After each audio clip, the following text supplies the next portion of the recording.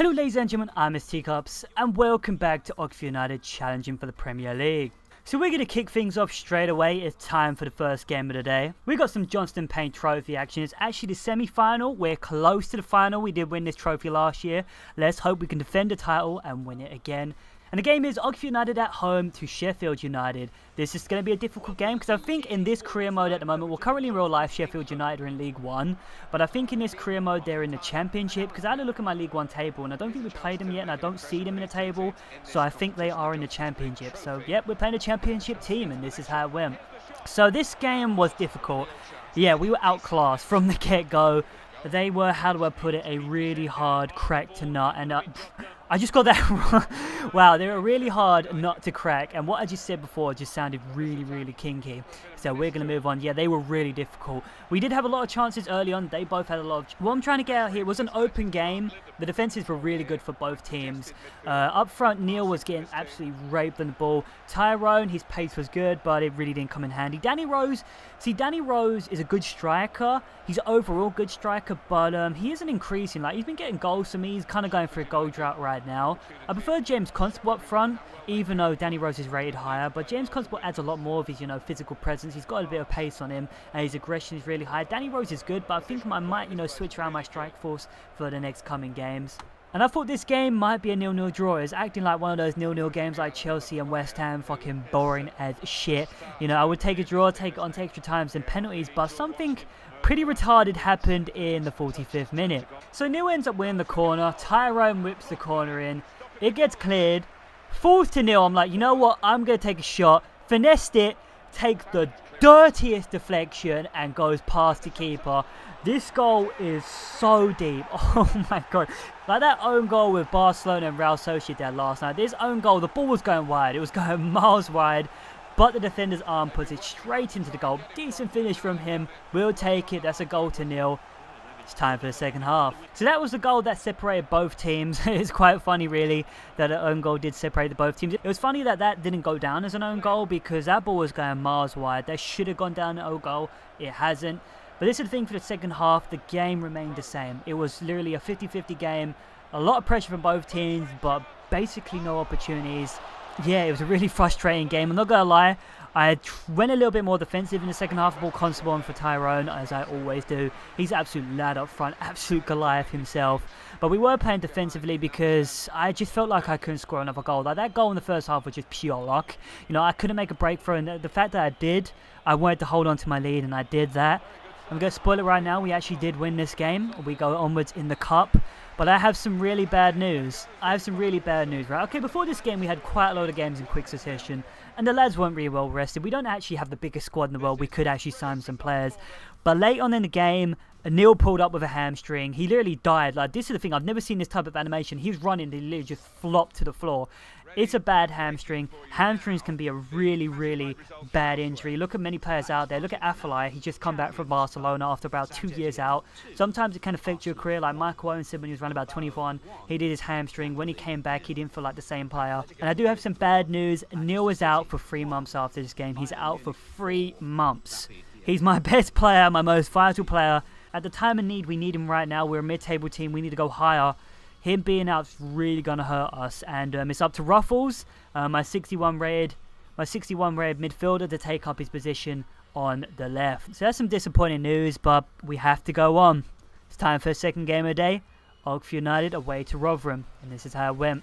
So Rotherham, good team. First time we've actually played them this season. What can I say about them? They was actually playing like Sheffield United. They're playing very defensive. Like, this is the thing. When Danny Rose gets on the ball, he just gets absolutely flooded by defenders. He does. Like, literally 3 or 4 people on him straight away. Even if he tries to turn, they just always get him. This game was really frustrating for him. I could not get the ball to him. Or actually, when I got the ball to him, he always got tackled. And Ruffles is just not good. Ruffles is wank. Now, I don't like to say that about him because, like, Tyrone isn't the best player in the world, but at least Tyrone has a standout stat being his pace. Ruffles is just average, like a borderline average. He hasn't really got a standout stat. And when he's on the ball, you know he's on the ball because he just feels so bad on the ball. His ball control is so low. He's quite a big lad. He's a lot bigger than Neil. I think his strength is actually higher than Neil. He gets pushed off the ball a lot easier than Neil did, which is quite frustrating. But this game, yet again, was a 50-50 game until the 21st minute. There's some piss poor defending for me again. This is the goal out of nothing. Not gonna lie, this is actually a really good finish from Rotherham. They steal the ball off me, plays a cheeky little through ball, cuts open my defence. Cool, calm, clearly finish from them. I can't complain about that. It's 1-0 to Rotherham. So after we went 1-0 down, I was kind of disappointed. I was thinking, no, well, we should be winning this game. I did have some opportunities early on that I did waste, but we did get a beautiful opportunity not too long after we went a goal down. So around about the 27th minute, Rig plays the ball to Danny Rose. He murks about 3 players, runs in on goal, and this is classic Danny Rose right here, midfield Danny Rose. He literally just burst past some players. He blasts it in the back in there like it's nothing. Yeah, as I said, this is classic Danny Rose. He scored many goals like this. Like this thing, he doesn't miss goals like this for me. He absolutely doesn't. If that was like striker Danny Rose, he would have missed that. Danny Rose has proven all the critics wrong. You know, Manchester United should not have let him go. He's my best player at the moment. He's actually carrying the team. If he got injured, we'd be absolutely fucked. But it's 1-1. This game is coming alive. So once that goal went in, it kind of sparked us up a little bit. Was having a lot more opportunities, but credit to Rotherham, they were defending really well. And they held us up to half time. And this game is all to play for in the second half. So the second half was pretty disappointing. Yeah, I'm just going to describe it like that. After we scored the equalising goal, we were on top. It was 100% after. We were putting away the opportunities, just left, right and centre. But the second half, something didn't happen. There was no magic. There was no finesse. There was no flair. Rotherham were defending well, which was fucking frustrating. Like, seriously, the second I got the ball up front, it was like 10 men behind the ball. You know, it was really getting annoying, and I just could not penetrate the defence. It was raining as well. We did miss Neil's pace on the left. I did bring on Constable for the right. I did bring on Constable as usual. He was a menace up front as usual. He actually had some opportunities. I love bringing him on because he does put away some finishes. He did miss some crucial opportunities this half. We could have actually probably got a winner this game, but we didn't. And yeah, again, I'm going to spoil it. There's actually not many highlights for the second half, but this game ended 1-1. Kind of disappointing. I felt like, you know, we could have picked up all 3 points here, but at least we didn't lose any points. So after that game, I had a look at my youth setup because this is the thing right now. With the current injuries we have and players retiring, I had to sign some players on for new contracts as well. We've got a really little squad. I think it's below 20 players. I think it might even be below that, like quite a lot. So we need to get some talent in right now. So I did sign on one of the Japanese players onto my youth setup. I got to wait for him to accept the contract and that. He's not that highly rated, but hopefully we can get him up. He's 16 years of age, but yeah, I just hope next month we can get some superstar coming in through the ranks. And actually the transfer window is coming up soon, so I can't fucking wait for that. But all that aside, it's time for the third and final game of the day. Oxford United away to Preston North End. The team David Moyes once managed, I think I said that last time, this is going to be a difficult game because they're actually a position above us in the league table, so we better hope for a good result here. If we get a win, we go considerably higher than them. And actually, I think if we win this, we might go up to 6. We got a game in hand as well, so yeah. So we'll play for in this game, big boy. So this is our second time playing them this season. Last time was a 0-0 draw, so I was just hoping, oh god, please don't be a 0-0 draw. It was snowing. I think this was actually our first snowing game. Actually, I think in both series so far. It's the first game we've actually played where it's been snowing, which is interesting. Doesn't really make that much of a difference as rain does. The balls do take some awkward bounces and that, but it's a lot easier to play than rain. But how do I describe this game? Decent start, was actually a lot more dominant in possession. Like the last 2 games, we got raped early on, but this game was bossing it, and we did have a breakthrough really early on.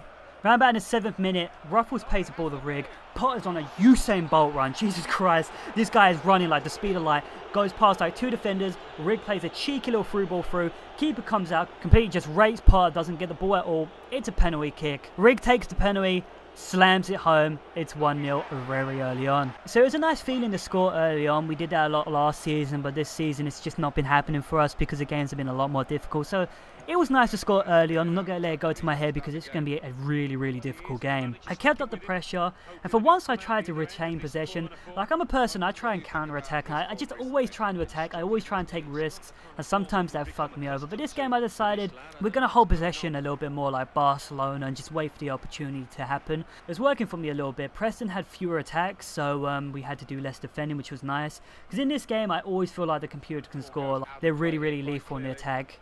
And around about the 27th minute, we win the ball off of Preston. Danny Rose gets it. Striker Danny Rose gets it. He plays a teasing through ball through to Tyrone. Tyrone uses pace abuse. Now, this is the thing. I said Potter was Usain Bolt in it. But Tyrone just pace abuses here. Just look at him penetrate that defence. He goes past like 2 players out there. Nothing. 3rd player's even got a head start on him. He gets to him, wins the ball off of him, puts it in the back of the net. decent goal. It's 2-0. For once, we've actually got a 2-goal lead. You know, we've been having a lot of 1-0 wins, 1-1 draws. It's nice to get 2 goals for once. After that goal win in, we kept possession. We couldn't really penetrate anymore. We had a couple of opportunities, but nothing too important. It's time for the second half. So in the second half, it was more of an even affair. Preston came out. They had some really good opportunities. They actually missed some really vital opportunities, which I was surprised. I think they actually had an open goal at one point. Can't find a clip here, but I do remember it. They had an open goal and basically missed it, which was fucking hilarious. Potter did have a beautiful opportunity as well. He ran past a defender, shot like with a thunderbolt shot, came off the crossbar, just hit the crossbar so hard it near enough went back to the halfway line. But not much actually happened in the second half. It was more of a 50-50 affair, and there was no highlights to really show. And what I'm trying to get out here was we actually got a comfortable win, 2-0 over Preston. It's nice to have a good win. This episode, yet again, we've had 2 wins and a draw. We have had a major blow though. Losing nil is very worrying. We need the transfer window now, because I said I'm going to bring in 3 players during the transfer window, but I don't think Ruffles is going to be able to hold that position. Like what I was going to do is I was going to try and bring in like 1 attacker, 1 midfielder, and 1 defender. Because Nil's out right now, I might bring in 2 attackers and maybe 1 midfielder. So yeah, there's a lot to ponder in the future to come, but our form is changing. We've actually moved up that table. We're currently in 7th, we're so close to the playoff places, so things are going to get interesting. I actually can't wait for the transfer window. Shit is going to go down, son. Hope you join me next time. I've been Mr. Teacup. Be very come subscribe. See you next time.